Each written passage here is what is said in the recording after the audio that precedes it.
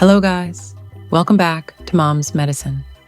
Today I'm making a hair keratin for hydration, hair growth, and control frizz. Using cornstarch, coffee, conditioner, 1 tablespoon of castor oil, 1 tablespoon of coconut oil. Coffee boosts hair growth, prevents hair loss, enhances hair texture, and exfoliates the scalp.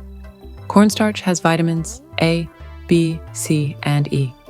Minerals like zinc, magnesium, potassium, calcium, and phosphorus are all present in cornstarch. Over time, these vitamins and minerals encourage healthy hair and help hair become thicker, fuller, and shinier. Apply this treatment once per week for 45 minutes before your shampoo.